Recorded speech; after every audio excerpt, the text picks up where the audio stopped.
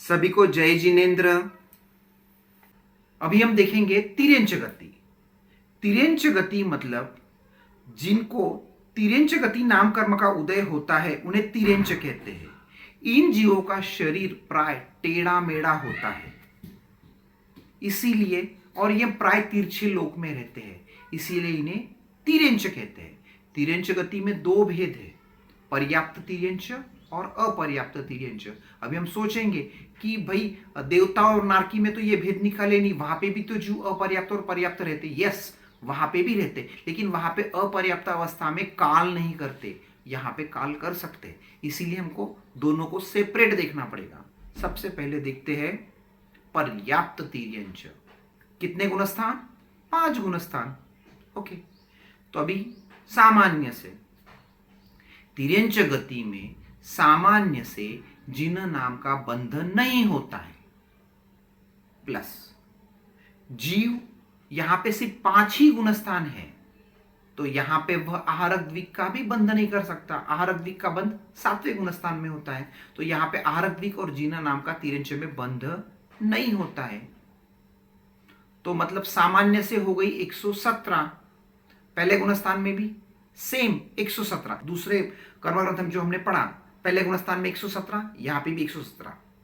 सामान्य से वहां पे 120 था, यहां पे सामान्य से भी 117 ही है।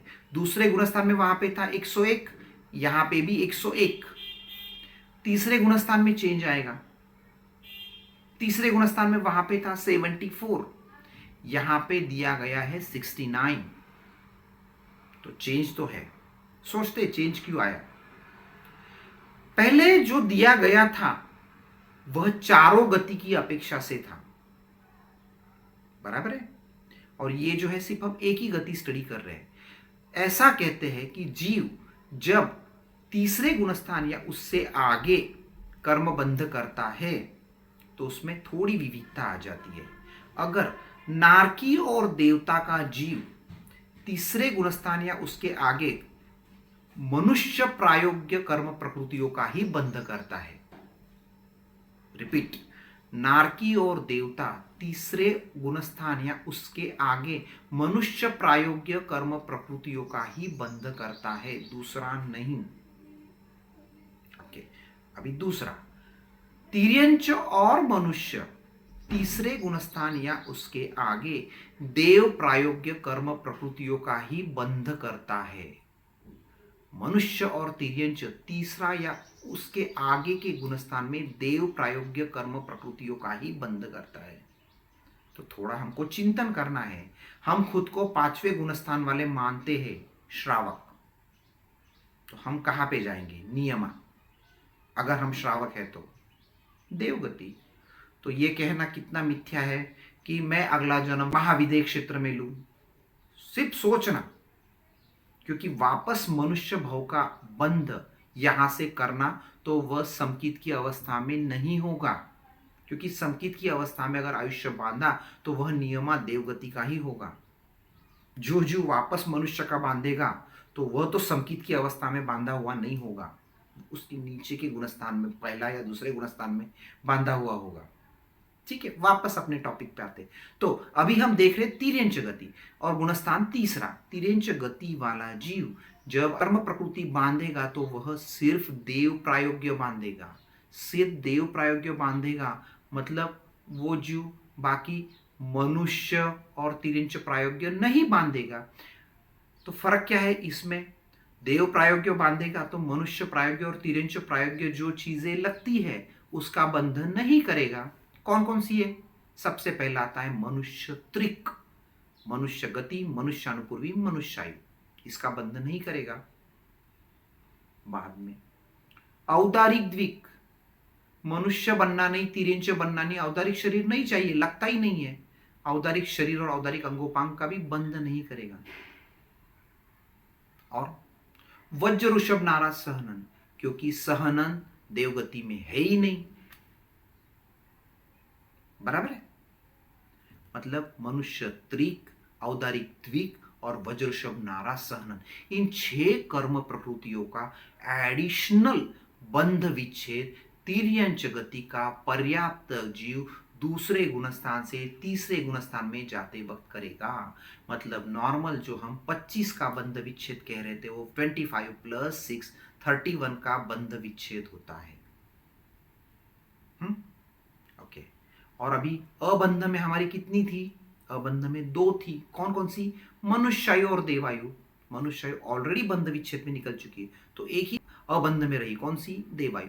मतलब दूसरे गुणस्थान से तीसरे गुणस्थान में जाते वक्त जीव 31 कर्म प्रकृतियों का बंध विच्छेद करेगा और एक का अबंध करेगा। मतलब क्या हो गया? 101 माइनस 31 मतलब हो गया 70 माइनस एक अबंध वाली 69 कर्म प्रकृतियों का बंध करेगा। तीसरे गुणस्थान में 69, जो नॉर्मली 74 था वह हो गया 69। यहां पे चेंज है। तीसरे गुणस्थान से चौथे गुणस्थान में जाते वक्त कितना बढ़ रहा था? यहां पे 3 जी म दे। अभी यहां पे जीना नाम नहीं है, बरोबर है? जीना नाम नहीं है। और कौन सा नहीं है? मनुष्यायु भी नहीं है। कौन सा है? सिद्ध देवायु। एक अबंध वाली ऐड हो गई। 69 प्लस 1 70। तीसरे में 69, चौथे में 70। अभी चौथे पे रुकना है? नहीं। तिर्यंच गति में 5 गुणस्थान है, तो पांचवें गुणस्थान में नॉर्मली हम क्या क्या कम कर रहे थे? पांचवें गुणस्थान में 10 कर्म प्रकृति। कौन कौन सी? अप्रत्यक्ष चौक, बराबर है?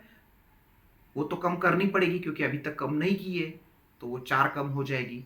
बाद में मनुष्य त्रिक ऑलरेडी कट कर दी, औदारिक द्विक ऑलरेडी कट कर दी, वज्रऋषभ नारासन ऑलरेडी कट कर दी। मतलब 4 कम करना, 4 का बंध विच्छेद हो जाएगा। 70 माइनस 4 4 का बंध विच्छेद करके जीव 5वें गुणस्थान में 66 कर्म प्रकृतियों का बंध करेगा। ओके, चलो रिवाइज कर लेते वापस। तिर्यंच गति में सामान्य से जीव 117 कर्म प्रकृतियों का बंध करता है। 3 कौन कौन सी कम होगी? आरक, द्विक और जीनना। इन कर्म प्रकृतियों का बंध जीव तिर्यंच गति में नहीं करता है। नियम: पहले गुणस्थान में भी सेम 117, दूसरे गुणस्थान में सेम 101, तीसरे गुणस्थान में 69। यहां पे चेंज हो गया। 6 बंध विच्छेद में बढ़ गई, 25 की जगह पे 31 हो गई। कौन कौन सी बढ़ गई? 6 मनुष्य त्रिक, औदारिक द्विक और वज्रऋषभ नारासन। और अबंध में 2 थी, 2 की जगह पे 1, तो इस तरीके से 69। और चौथे गुणस्थान में एक ऐड हो गई अबंध वाली 70। और 5वें गुणस्थान में अप्रत्यक्ष चौक कम हो गया, बंध विच्छेद हो गया और 66। तो सामान्य 117, पहला गुणस्थान 117, दूसरा गुणस्थान 101, तीसरा गुणस्थान 69, चौथा गुणस्थान 70, पांचवा गुणस्थान 66 कर्म प्रकृतियों का बंध पर्याप्त तिर्यंच कर सकता है। ये हो गया हमारा पर्याप्त तिर्यंच।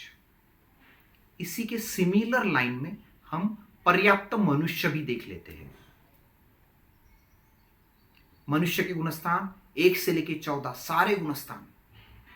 Very good. तो सारे गुणस्थान रहने वाला एक ही है।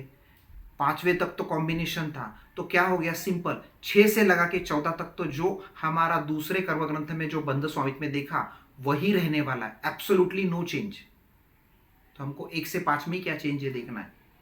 तो सामान्य से 120 जो नॉर्मली था वही है। पहला गुणस्थान 117 सेम, दूसरा गुणस्थान 101 सेम, तीसरा गुणस्थान जैसा तिर्यंच में चेंज आया 69 हो गया 74 की जगह पे। यहां पे भी वही लॉजिक और वही फिगर 69, तीसरा गुणस्थान 69, वही लॉजिक। क्योंकि मनुष्य का भी जीव देव प्रायोग्य ही बांधेगा, तो मनुष्य प्रायोग्य नहीं कम कर देना। तीसरे से चौथे में जाते वक्त तिर्यंच का जीव 1 बढ़ रहा था। कौन सा बढ़ रहा था? देवायु बढ़ रहा था। लेकिन यहां पे जिन नाम भी बढ़ेगा क्योंकि यह जिन नाम बांध सकता है। तो क्या हो गया? 69 प्लस 2 71। तो मतलब क्या हो गया?